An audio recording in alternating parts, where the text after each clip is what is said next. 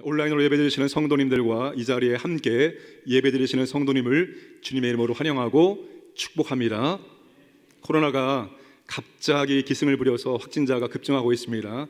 염려가 되어지고 또 여러 가지 불편한 것이 있지만 하나님은 여전히 우리와 함께 하시고 보호하시고 인도하시는 하나님이심을 믿으시기 바랍니다. 오늘도 살아계신 하나님 만나는 행복한 예배의 시간 되기를 바라겠습니다. 지루한 애벌레의 생활을 마치고 마침내 날개를 가지게 된 매미가 그토록 소망하던, 그토록 열망하던 나무 위에서의 생활을 하게 되었습니다. 그러나 막상 땅 속에서 나무 위로 올라와서 살아보니 그것도 별것이 아니었습니다. 징그럽게 생긴 쐐기가 침을 새우며 경계를 하고 있었고, 쓰르나미가 시끄럽게 더 잘난 체 하며 노래 부르고 있었습니다. 매미는 다른 곳에 가서 행복을 찾아보리라 마음먹고 여태껏 살던 감나무를 떠났습니다. 매미들이 여럿이 노래하며 논을고 있는 벚나무 위에 앉았습니다. 그러나 거기에도 여전히 쐐기는 있었고 더욱더 많은 경쟁자들이 있었습니다. 물을 빨아먹기는 더욱더 고되고 힘들고 어려웠습니다. 매미는 다시 그곳을 떠나 이번에는 아카시아 나무에 올라 앉았습니다. 그러나 그것도 고생스럽기는 매 한 가지였습니다. 가시 때문에 얼마나 불편한지 모릅니다. 더욱더 많은 경쟁자들이 그를 노려보고 있었습니다. 잎이 무성하여 겉보기만 시원하고 근사했지 속은 형편이 없었습니다. 징그러운 벌레들이 너무나 많았습니다. 매미는 이제 어디로 가면 좋을까 한숨을 쉬었습니다. 그렇게 한숨을 쉬고 있을 때 저 멀리에 찬란한 무지개가 걸려있는 행복나무를 발견하게 되었습니다. 이제 매미는 고민 없이 훌쩍 날아서 그 행복나무에 앉았습니다. 그 나무에 앉는 순간 깜짝 놀랐습니다. 그 나무는 그가 떠나왔었던 감나무였기 때문입니다. 행복은 멀리 있지 않습니다. 행복은 특별한 곳에 있지 않습니다. 행복은 특별한 일에 있지 않다는 이야기입니다. 우리 모두 행복을 원합니다. 행복은 우리 모두의 관심사이기 때문입니다. 누군가 저에게 어떠한 목회를 하길 원한다고 묻는다면 저는 고민 없이 행복한 목회를 원한다고 대답을 할 것입니다. 교회가 크고 유명하고 모든 조건이 좋을지라도 행복하지 않으면 무슨 의미가 있을까요? 신앙생활이 힘들고 어려워도 주님의 은혜와 사랑 때문에 행복하면 되지 않을까요? 그러나 신앙생활이 행복하지 않으면 어떻게 평생을 우리가 신앙생활하면서 살아갈 수 있을까요? 나는 오늘 행복한 삶을 살고 있는가? 나는 오늘 행복한 신앙생활을 하고 있는가? 나는 오늘 행복한 사람인가? 한번 생각해 보도록 하겠습니다. 본문 신명기 10장 12절에서 22절까지 말씀은 많은 구약 학자들이 성경에서 가장 기름진 본문이라고 평가를 합니다. 포괄적이고 도전적인 내용과 그 내용을 표현하는 시적인 요소 때문에 그렇게 말합니다. 풍요로운 본문이라고 말하고 있습니다. 아까 예배 인도자가 이 본문을 읽어 내려갈 때 우리의 마음속에 이 본문의 풍요로움이 마음에 밀려 오셨습니까? 하나님의 말씀의 풍요로움이 이 시간 우리에게도 전달되고 적용되기를 바라면서 말씀의 은혜를 함께 나누겠습니다. 첫 번째는 오늘 누가 우리의 행복을 더 원하시는가입니다. 자녀의 행복을 누가 더 원할까요? 부모가 더 원하지요. 부모가 원하는 선물은 자녀가 행복하게 즐겁게 살아가는 모습을 보는 겁니다. 그런데 매일 지지고 볶고 싸운다면 그것을 보는 것만큼 괴로운 일이 없을 것입니다. 부모의 행복은 자녀의 행복에 있습니다. 자녀가 아름답게 기쁘게 행복하게 살면 부모도 기쁘게 됩니다. 그런데 부모보다 우리의 행복을 더 원하시는 분이 있습니다. 그 분이 누구일까요? 13절의 말씀 보시면 내가 오늘 내 행복을 위하여, 내 행복을 위하여, 히브리어 두 단어입니다. 레토브 라크입니다. 이 레토브 라크는 직역하면 내게 선하도록, 내게 좋도록입니다. 행복은 모세가 신명기에서 말한 모든 복을 압축하는 표현입니다. 하나님이 인간의 유익을 위해서 주시는 은혜의 선물에 대한 압축된 표현입니다. 그러니 행복이라는 것은 단순히 감정적인 행복, 마음의 행복을 말하고 있는 것이 아닙니다. 이 말을 누구에게 하고 있습니까? 모세가 출애굽 2세대에게 하고 있습니다. 모세가 출애굽 2세대에게 이 말씀을 어떠한 심정으로 말했을까요? 너희는 너희의 부모처럼 불행한 삶을 살지 말고 제발 너희는 행복한 삶을 살아야 된다. 이러한 비장한 마음으로 출애굽 2세대에게 이 말을 했을 것입니다. 부모 세대, 출애굽 1세대가 어떤 삶을 살았습니까? 모세는 바로 앞 문맥에서 출애굽 1세대에 그 반역에 대해서 회고하였습니다. 크신 하나님의 은혜와 능력을 그렇게 많이 경험했음에도 불구하고 돌아서면 잊어버리고 돌아서면 하나님께 원망과 불평을 하였습니다. 믿음으로 순종하지 못하고 불신하고 불순종했습니다. 하나님의 영광과 애굽에서의 여러 가지 많은 이적을 경험했음에도 불구하고 그들은 광야에서 10번이나 하나님을 시험하였습니다. 그래서 출애굽 1세대에게 붙여진 별명이 있습니다. 신명기 9장 6절에 너는 목이 곧은 백성이니라. 신명기 9장 13절에 보라 이는 목이 곧은 백성이니라. 10장 16절에 다시는 목을 곧게 하지 말라. 출애굽 1세대는 목이 곧은 백성이었습니다. 겸손히 목을 숙이고 순종해야 되는데 목이 뻣뻣해서 그들은 순종하지 않았습니다. 그들이 얼마나 순종하지 않았으면 하나님께서 광야에서 2번이나 그 자리에서 그들을 진멸하려고 하셨습니다. 그때마다 모세가 하나님께 하나님 한 번만 용서해달라고 중보 기도를 하였고 하나님은 그들의 중보 기도를 듣고 그들을 용서해 주셨습니다. 모세의 기억 속에 출애굽 1세대는 불행의 아이콘이었습니다. 그들은 목이 곧은 백성으로 불신과 불순종 때문에 그 광야에서 40년 동안 방황하면서 하나님의 심판으로 다 죽었기 때문입니다. 하나님의 은혜로 애굽에서 구원받았지만 하나님이 그토록 약속하신 젖과 꿀이 흐르는 그 가나안 땅에 들어가지 못하고 광야에서 헤매며 광야에서 생을 마감했기 때문입니다. 그래서 모세는 지금 출애굽 2세대에게 너희는 제발 행복해야 된다라고 행복을 강조하고 있습니다. 이것이 모세만의 마음일까요? 하나님의 마음은 어떨까요? 하나님의 마음은 모세보다 더 하나님이 선택한 백성들이 행복하게 살기를 원하십니다. 하나님의 관심이 그가 선택하신 백성의 즐거움과 행복에 있기 때문입니다. 그래서 신명기 12장 이후에서 하나님께서는 이렇게 말씀하십니다. 여호와 앞에서 즐거워하라. 신명기 12장 7절 말씀, 거기 곧 너희의 하나님 여호와 앞에서 먹고 너희의 하나님 여호와께서 너희의 손으로 수고한 일에 복 주심으로 말미암아 너희와 너희의 가족이 즐거워할지니라. 신명기 12장 18절에 오직 내 하나님 여호와께서 택하실 곳에서 내 하나님 여호와 앞에서 너는 내 자녀와 노비와 성중에 거하는 레인과 함께 그것을 먹고 또 내 손으로 수고한 모든 일로 말미암아 내 하나님 여호와 앞에서 즐거워하되. 여호와 앞에서 하나님이 내 손으로 수고한 일에 복을 주심으로 너와 내 자녀들이 즐겁게 살기를 원한다. 하나님이 너와 함께하고 너에게 복을 주므로 내가 있는 그 자리에 너와 너의 종들과 성읍에 거주하는 레인들도 즐거워하기를 원한다. 이게 하나님의 간절한 마음입니다. 사랑하는 광인의 성도님들, 우리는 행복한 삶을 살아야 됩니다. 그게 우리를 택하신 하나님 아버지의 간절한 마음이기 때문입니다. 사람들 앞에서도 마찬가지입니다. 우리 사람들 앞에서도 저 사람이 왜 이렇게 즐거워할까? 저 사람이 왜 이렇게 행복해할까? 분명히 나보다 행복할 조건이 부족한데 저 사람은 무엇 때문에, 저 사람은 어떻게 저렇게 즐겁게 행복하게 살아갈까? 궁금해서 물어보고 싶을 정도로 행복하게 살아가야 합니다. 언제 우리가 이렇게 행복하게 살아가야 할까요? 모세는 내가 오늘 내 행복을 위하여 라고 말합니다. 오늘이라고 말합니다. 우리가 오늘 행복한 삶을 살아가야 한다는 거예요. 내일 행복할게요.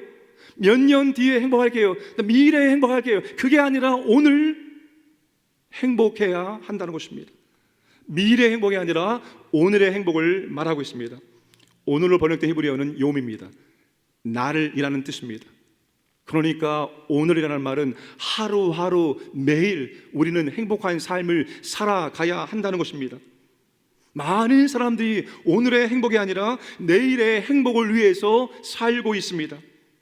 내일의 행복을 계획하고 내일의 행복을 꿈꾸며 살고 있습니다.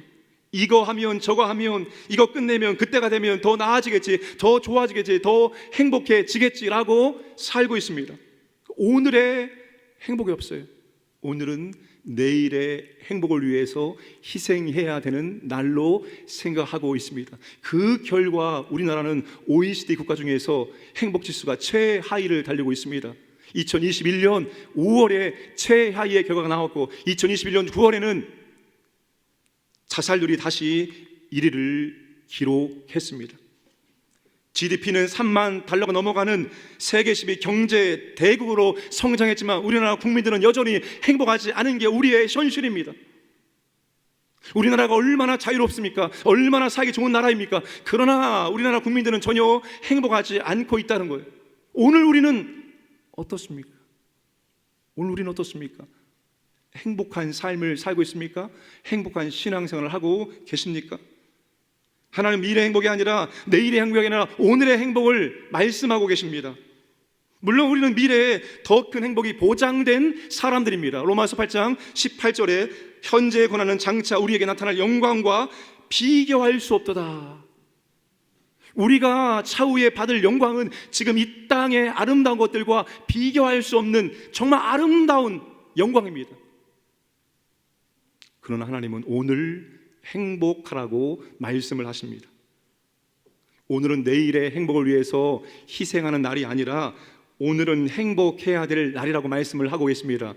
마태복음 6장 34절에 그러므로 내일 일을 위하여 염려하지 말라. 내일 일은 내일이 염려할 것이요 한 날의 괴로움은 그날로 족하니라. 오늘을 살고 내일을 염려하지 말라는 거예요. 내일은 내일이 염려하는 것이지 내일을 우리가 염려해서는 안 된다는 거예요. 나는 오늘을 행복하게 살아야 됩니다. 솔로몬 전도서에서 카르페 디엠을 외쳤습니다. 카르페 디엠, 오늘을 즐기라 합니다. 쾌락을 추구하라는 말이 아닙니다. 왜 솔로몬은 우리에게 오늘을 즐기라고 그렇게 강조했을까요? 이 오늘이 하나님의 선물이기 때문입니다. 먹는 것, 마시는 것, 입는 것, 자는 것, 일하는 것, 이 모든 일상이 다 하나님의 선물이라는 거예요. 하나님이 우리에게 행복한 삶을 살기 위해서 우리의 일상에 이렇게 행복의 여러 가지 많은 것들을 주셨는데 우리가 그 하루를 행복하게 살지 않으면 선물을 주신 하나님을 무시하는 것과 같습니다. 그러므로 사랑하는 여러분, 오늘을 행복하기를 주님의 이름으로 축복합니다. 두 번째, 오늘 행복할 수 있는 이유가 무엇일까요?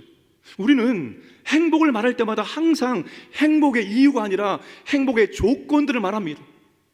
그리고 우리가 원하는 행복의 조건들은 우리가 원하는 것을 성취하거나 우리가 원하는 것을 소유하는 데 두는 경향이 있습니다. 내가 원하는 그 행복의 조건을 채우기 위해서 살고 있습니다. 그 행복의 조건이 채워지지 않으면 우리는 결단코 행복하지 않을 것입니다. 행복의 조건을 따지는 분들에게 플라톤의 5가지 행복의 조건들을 말씀드리고 싶습니다. 첫째, 먹고 입고 살고 싶은 수준의 조금 부족한 듯한 재산. 둘째, 모든 사람이 칭찬하기에 약간 부족한 용모. 셋째, 자신이 자만하고 있는 것에서 사람들이 절반 정도밖에 알아주지 않는 명예. 넷째, 겨루어서 한 사람에게 이기고 두 사람에게는 질 정도의 체력. 저는 5번째에 은혜 받고 위로받고 감동받았습니다. 연설을 듣고서 청중의 절반은 손뼉을 치지 않을 정도의 말솜씨. 얼마나 위로가 되는지 모릅니다. 플라톤은 적당히 부족한 상태에서 이를 채우기 위해서 노력하는 삶 속에서 행복이 찾아온다고 말한 거예요. 그러나 하나님은 우리에게 행복의 조건을 말씀하지 않습니다. 하나님은 우리에게 행복의 이유를 말씀하고 계십니다. 오늘 본문에는 두 군데에서 아주 강한 대조를 보여주고 있습니다. 14절과 15절에서 그리고 17절과 18절에서 강한 대조를 보여주고 있는데, 이 강한 대조는 바로 하나님이 어떤 존재인지와 그 하나님께서 어떠한 사람을 관심을 가지고 보시고 그 사람에게 어떻게 사랑을 베풀어 주시는지를 대조해 주고 있습니다. 이 두 번째 대조를 먼저 보시면 17절 말씀 보시면 하나님이 어떤 분이신지를 알려줍니다. 여호와는 신 가운데 신이시며 신들 중에 신이라는 겁니다. 주 가운데의 주시요 주들 중에 주라는 것입니다. 최상급을 비교할 때 사용하는 히브리어 문법입니다. 그러니까 하나님은 세상의 어떤 존재와, 그게 사람이든지 그게 신이든지 세상에 존재하는 어떠한 존재와 비교할 수 없는 온 우주의 주인이자 절대자라는 겁니다. 그래서 하나님은 크신 분이시고 능하신 분이시고 두려우신 분이라고 하나님을 소개하고 있습니다. 이 크신 우주의 절대자, 이분이 어떠한 사람에게 관심을 기울이고 어떠한 사람을 사랑하고 어떠한 사람을 돌보시고 있을까요? 18절입니다. 고아와 과부와 나그네들입니다. 이 사람들은 세상에서 가장 하찮은 존재입니다. 가장 별볼일 없고 연약한 사람을 지칭할 때 구약에서 고아와 과부와 나그네라고 말하고 있습니다. 가장 높으신 우주의 절대자이신 하나님께서 가장 연약한 사람들에게 관심이 있고 그들을 돌보시고 그들에게 사랑을 베풀어 주시고 있다는 거예요. 이것이 놀라운 일입니다. 첫 번째 대조 14절과 15절입니다. 14절도 하나님이 어떤 분인지를 우리에게 말해주고 있습니다. 하늘과 모든 하늘은 최상급 표현입니다. 하나님은 우주의 높으시며 우주의 주인이라는 겁니다. 하늘 위나 땅 아래 모든 만물이 하나님께, 여호와께 속하지 않은 것이 하나도 없다는 거예요. 하나님이 세상을 창조하시고 다스리시는 전능자요 또한 우주의 통치자라고 말씀합니다.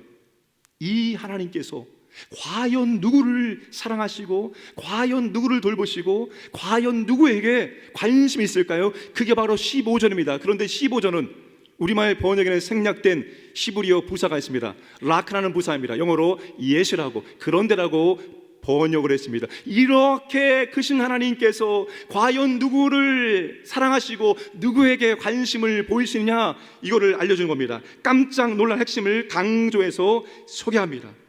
하나님이 누구를 사랑하시고 관심 보이시고 누구를 선택했습니까? 민족들 가운데서 가장 작은 민족인 이스라엘, 가장 하찮은 그 사람들을 하나님께서 선택해 주셨다는 거예요. 하나님께서 그들을 언약을 체결하고 언약 백성으로 삼아 주셨다는 거예요. 그리고 하나님께서 그 출애굽 1세대의 후손들을 동일하게 만민 중에서 하나님의 백성으로 선택해 주셨다는 겁니다. 출애굽 2세대가 하나님의 언약 백성으로 선택된 이유는 출애굽 1세대가 언약 백성이었기 때문에, 언약 백성의 후손으로 태어났기 때문에, 그 한 가지 이유 때문에 하나님께서 출애굽 2세대를 선택해 주었다는 거예요. 그들에게 선택 이유가 하나도 없습니다. 그들이 언약 백성의 후손으로 태어난 것, 그것이 한 가지 이유였습니다. 이 사실이 출애굽 2세대의 행복의 이유라는 것입니다. 사랑하는 성도 여러분, 오늘부터 학습 입교 유아세례 세례 교육이 있습니다. 부모님 때문에 유아세례를 받으신 성도님들, 자녀에게 유아세례를 주시는 부모님들, 여러분은 진심으로 행복한 사람들입니다. 나의 부모님이 믿는 부모님이고 나는 그 믿는 부모님 때문에 믿음의 가정에서 새 언약의 자손으로 태어났다는 것은 엄청난 축복이며 엄청난 감사입니다. 물론 그 가정에 태어난 것이 그대로 축복으로, 그대로 신앙생활 잘하고 하나님께 위대하게 쓰임받는 것은 아니지만, 그 믿음의 후손으로 태어난 것은 그만큼 하나님의 은혜와 사랑을 받고 하나님께 위대하게 쓰임받을 수 있는 가능성과 개연성이 훨씬 더 높다는 것입니다. 유아 세례 받는 게 절대로 작은 일이 아닙니다. 그런데 우리가 그 큰 의미를 알지 못하고 세례를 주고 받습니다. 그래서 이번에 유아 세례 교육 교재를 조엘 비키 목사님이 쓰신 언약 자손으로 양육하라는 책을 정하였습니다. 아마 우리 부모님들은 자녀들과 함께 한자리에서 예배 드리는 것을 굉장히 사모하고 원할 것입니다. 아니, 그것만 해도 너무나 감사할 겁니다. 저도 그렇게 생각하고 그렇게 일주일에 한두 번씩 자녀와 함께 예배를 드리고 있습니다. 그래서 제가 이 책을 읽으면서 한 가지 사실을 깨닫게 되었습니다. 그것은 새 언약의 자손인 그 자녀들에게 복음을 전해야 된다는 것입니다. 네가 왜 죄인인지를 알려주고 그 죄의 결과가 얼마나 비참한지를 알려주고 이 죄를 해결할 수 있는 분이 바로 그리스도라는 것을, 그리스도가 이 땅에 오셔서 너의 모든 죄를 해결해 주시고 네가 살지 못한 삶을 사심으로 너에게 의로운 삶을 주었다는 그 복음을 선포해야 한다는 거예요. 그래서 그 아이들이 주님을 영접하고 회심하는 은혜가 그 아이들에게 있어야 된다는 것입니다.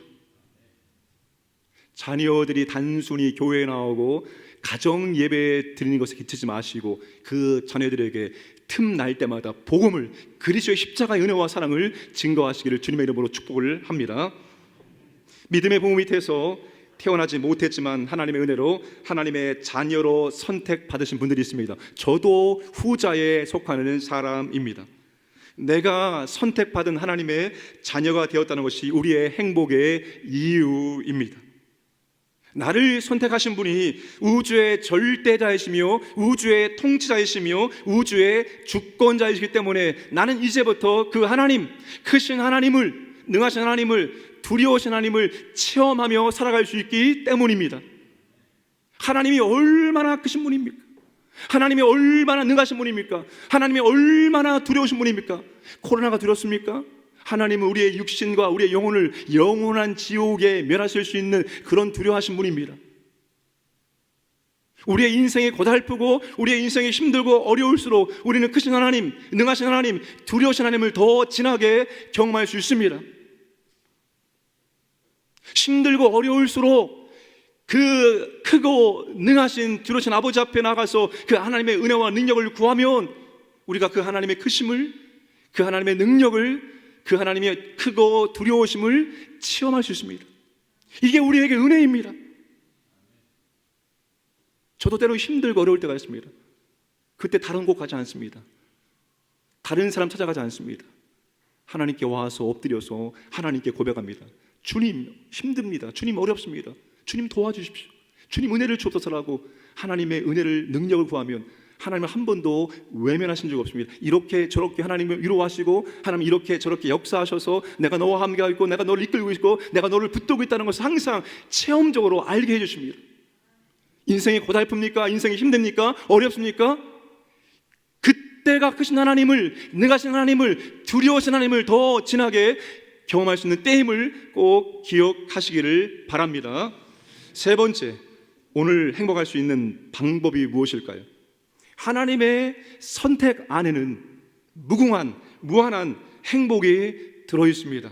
우리가 지금 경험한 행복은 비교되지 않을 정도로 그 하나님의 선택 안에는 어마무시한 행복들이 들어있습니다. 우리는 그 행복을 날마다 찾고 발견하고 누리는 신앙의 삶을 살아가야 합니다. 오늘 행복을 위해서 하나님께서 우리에게 요구하시는 것이 있습니다. 12절 말씀입니다. 함께 읽겠습니다. 이스라엘아, 내 하나님 여호와께서 내게 요구하시는 것이 무엇이냐? 곧 내 하나님 여호와를 경외하여 그의 모든 도를 행하고 그를 사랑하며 마음을 다하고 뜻을 다하여 내 하나님 여호와를 섬기고. 하나님께서 우리에게 많은 것을 요구하고 있는 것처럼 보이지만 하나님은 딱 한 가지만을 요구하십니다. 그것은 순종입니다. 순종이 곧 행복이기 때문입니다.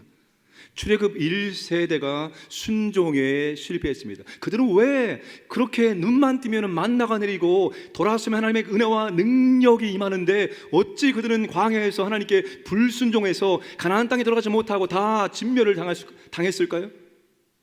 그들이 마음의 할례를 행하지 않았기 때문입니다. 16절에 그러므로 너희는 마음의 할례를 행하고 다시는 목을 곧게 하지 말라. 출애굽 1세대 모든 남성들은 몸에 하나님의 언약 백성임을 표시했습니다. 남성의 생식의 표피를 잘라내므로 그게 언약 백성의 표시였습니다. 그들은 자신의 몸을 볼 때마다 우리는 선택받은 하나님의 백성이요 언약 백성임을 자부심을 가지고 살았습니다. 그런데 그들은 마음의 할례를 행하지 않았습니다. 출애굽 1세대가 불신과 불순종으로 목이 곧은 백성이 된 이유는 마음의 문제이지 절대로 몸의 문제나 다른 것의 문제가 아니라는 겁니다. 따라 출애굽 2세대에게 행복을 위해서 요구하시는 것은 마음으로부터의 순종입니다.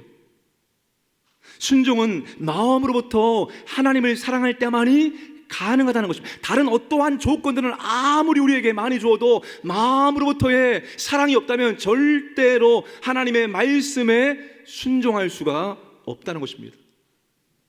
하나님을 어떻게 우리가 사랑할 수 있을까요? 어떻게 마음으로부터 하나님을 사랑하며 살아갈 수 있을까요? 20절 말씀 보시면 내 하나님 여호와를 경외하여 그를 섬기며 그에게 의지하고 그의 이름으로 맹세하라. 하나님만을 사랑할 것을 네 가지 표현으로 권고합니다.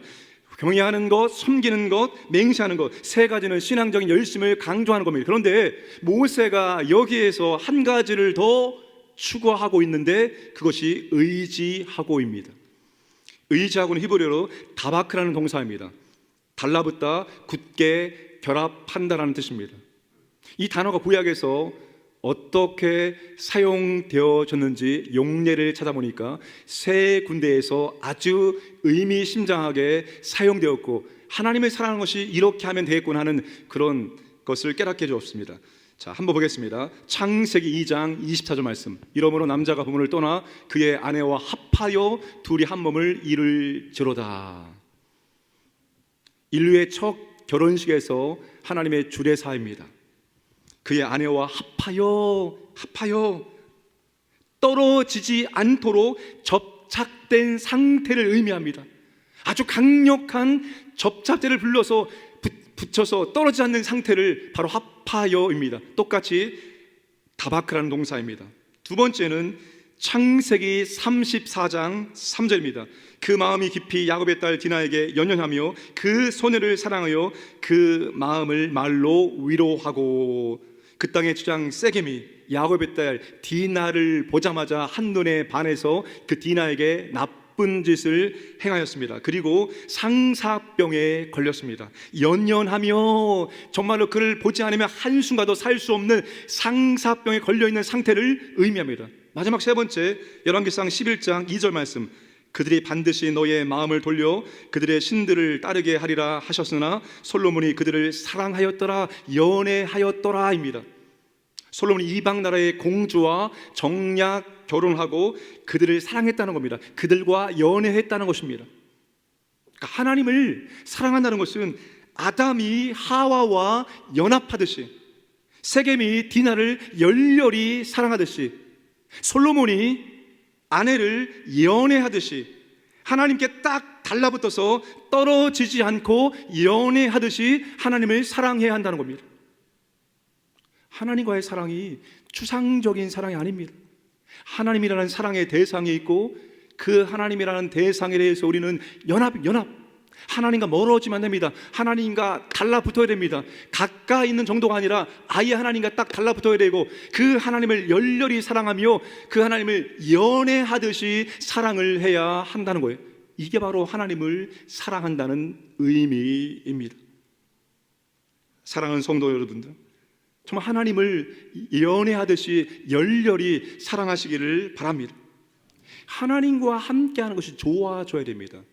하나님과 함께하는 것이 즐거워져야 됩니다. 하나님을 열렬히 연애하듯이 사랑한다는 것은 하나님과 함께하는 것이 즐겁고 기쁘다는 것입니다. 이 예배가 정말 하나님을 열렬히 연애하듯이 사랑하는 예배가 되기 위해서는 이 예배가 우리에게 기쁨과 즐거움이 있어야 됩니다. 예배를 드리는 것이 나에게 기쁨이 되어지고 나에게 즐거움이 되어야 한다는 거예요. 시편 122편 1절에 다윗이 이렇게 말하죠. 사람이 내게 말하기를 여호와의 집에 올라가자 할 때 내가 기뻐하였노라. 여호와의 집에 성전에 예배에 들어가자고 할 때 다윗이 기뻐했습니다. 다윗이 즐거워했습니다. 오늘 이 예배 자리에 등 떠밀려 오든지 억지로 오든지 그냥 아무 생각도 없이 왔다면 이제는 그러면 안 됩니다.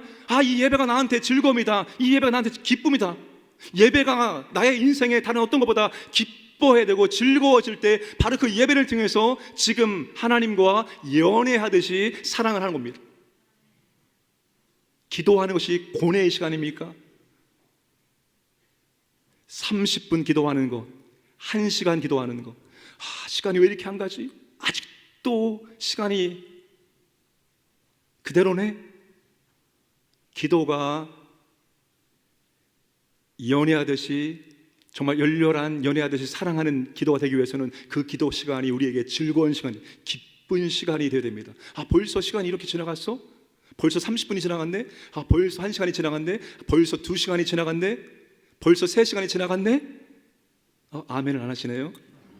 3시간까지 너무 어렵습니까? 그 시간이 여러분 즐거워질 때입니다. 교회를 섬길 때 사역이 기쁘네? 즐거워지네? 그럼 그 사역을 통해서 지금 내가 하나님과 열렬히 사랑의 교제를 하고 있는 거예요.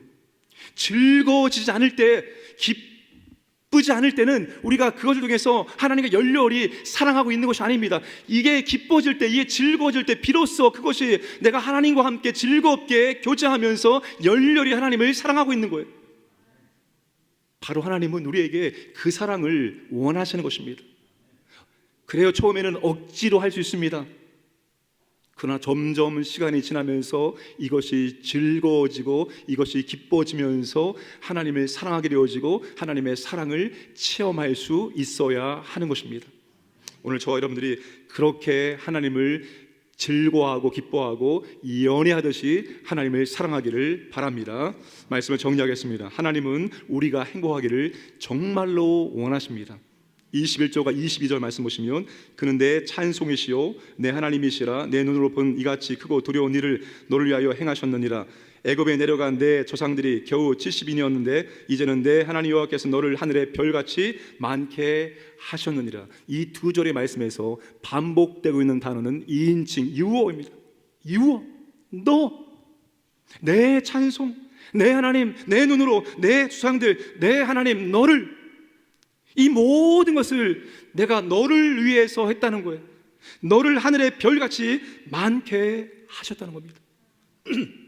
하나님께서 너희의 행복을 위해서 얼마나 많은 은혜와 사랑을 베풀어 주셨는가입니다. 그 은혜와 사랑에 감사하고 하나님을 연애하듯이 사랑하고 하나님 말씀에 순종하면 우리에게 행복은 찾아오게 되어 있습니다. 행복은 소유를 통해서 오는 것이 아니라 내가 하나님을 사랑하고 그 하나님이 나를 사랑해 준 만큼 우리는 행복이 커지게 되어 있습니다.